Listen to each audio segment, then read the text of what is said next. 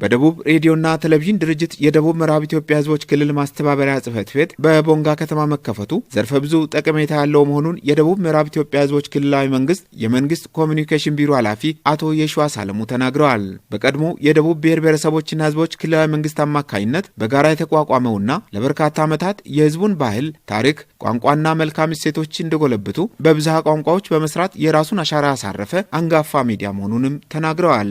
በመጀመሪያ ደረጃ ለክልላችን ሕዝቦች የደቡብ ሬዲዮና ቴሌቪዥን ድርጅት በክልላችን በቦንጋ ብዛ ዋና ከተማ የማስተባበሪያ ቅርንጫፍ ጽሕፈት ቤት ስለከፈተ እንኳን ደስ አላችሁ ማለት ወዳለሁኝ።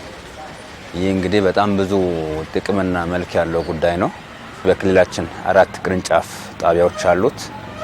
አሁን ያለንበትን ቦንጋን ጨምሮ ዋካ ኤፍኤም፣ ሚዛን ኤፍኤም እና በቅርቡ የተከፈተው ማሻ ኤፍኤም ጨምሮ እነዚህ በሁሉም የክልሉ ብሔር ብሔረሰቦች ቋንቋ ጨምሮ አማርኛ ቋንቋን ጨምሮ የሚሰሩ ናቸው። እነዚህ የደቡብ ሬዲዮና ቴሌቪዥን ድርጅት ካሁን ቀደም በነበርነው ደቡብ ብሔረሰቦችና ሕዝቦች ክልል እያለን በጋራ ያቋቋምነው ሀብት ስለሆነ የሀብት ደግሞ ክልሉ የነበረውን ነገር ይዞም እንዲቀጥል በጋራ መመራት እንዳለበት በአራቱ ክልል መንግስታት ደረጃ ስለተወሰነ በየአካባቢ ያሉ ኤፍኤሞችን እየጠረነፈ እንደገናም ደግሞ ትኩስ መረጃዎችን ማድረስ አስፈላጊ መሆኑ ስለታመነ በስራ አመራር ቦርዱ ተወስኖ ቅርንጫፍ ጽሕፈት ቤት ወይም ማስተባበሪያ እንዲከፈት ተደርጓል። በመሆኑም ከዚህ ቀደም አልፎ አልፎ ሲከሰት የነበረውን የፕሮግራምና የዜና ሽፋን ፍትሐዊነት ችግሮች በማስተካከልና በጋራ በመምራት ተቋማዊ ግንኙነትን ማጠናከር እንደሚያስፈልግም አቶ የሺዋስ አስገንዝበዋል። አሁን ቀደም ደቡብ ሬዲዮና ቴሌቪዥን ድርጅት አንድ ማዕከል ላይ በሚያስተላልፋቸው ጉዳዮች ላይ የፕሮግራም ፍትሐዊነት ላይ ብዙ ጥያቄዎች ነበሩብን።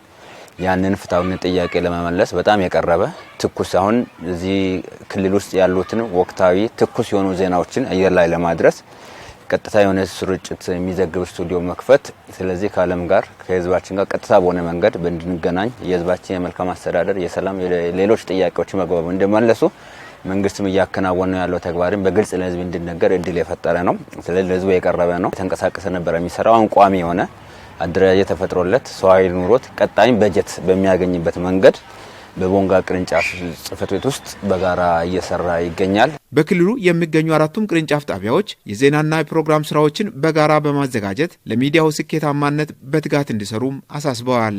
ማስተባበሪያው ለክልሉ ተጨማሪ የሚዲያ አቅም በመሆኑ ህብረተሰቡ በንቃት በመሳተፍ ለተቋሙ መጠናከር ሚናውን እንዲወጣና ባለሀብቶችና ግለሰቦች ምርቶቻቸውንና አገልግሎቶቻቸውን በሚዲያው በማስተዋወቅ ለተቋሙ መጠናከር የድርሻቸውን እንዲወጡና እንዲገለገሉበትም አስገንዝበዋል።